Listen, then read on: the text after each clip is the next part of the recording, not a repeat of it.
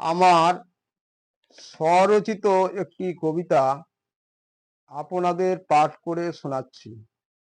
কবিতাটির নাম ভোট লোকসভা, জনতার ভোটে ওজন হবে দুর্নীতির দাঁড়িপাল্লা। কবি দিলীপ কুমার মণ্ডল। আপনারা দয়া করে আমার সমস্ত ভিডিওগুলিতে অবশ্যই সাবস্ক্রাইব করে দিবেন।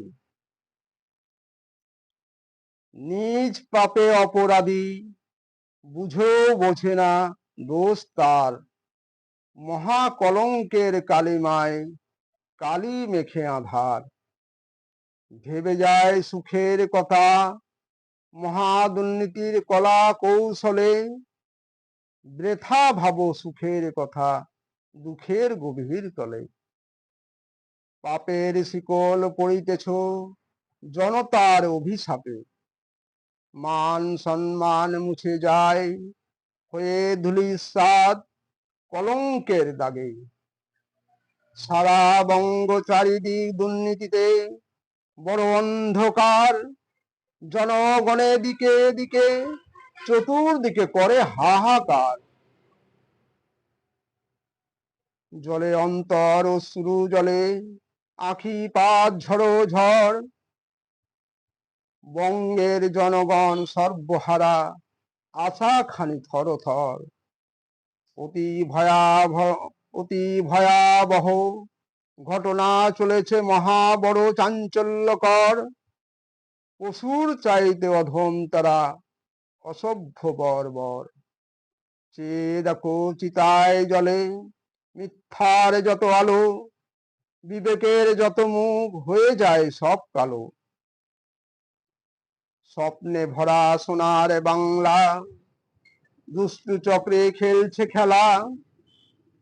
পার পাবে না কেউ কোনোদিন, চোখ দিয়ে জনতাকে ধুলা। করে অন্যায় করে অবিচার, বেলায় অবেলা সারা বেলা। পাপের ডালা যায় ভরে, ওজনে বৃদ্ধি দাঁড়িপাল্লা।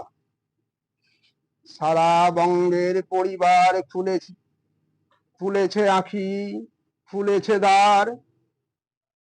ভোট বাক্সেই জবাব দিবে লম্ফ জম্ফ যত যার। নিঃস্বার্থে সমাজ কল্যাণে থাকে যেন বাসনা, দুর্নীতিবাজ নেতা মন্ত্রী জাগাও তীব্র চেতনা। বিস্ময় ঘটনা চলেছে ঘটে, করোনাকেও অবহেলা। যত শয়তান নেতা মন্ত্রী পেতে হবে তোমাদের সাজা।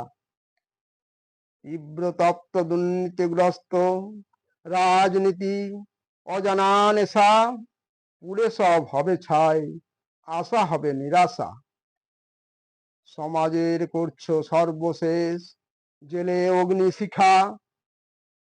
পাপের চাপে সারা বঙ্গে ডালায় আজ সম্পূর্ণ ভরা।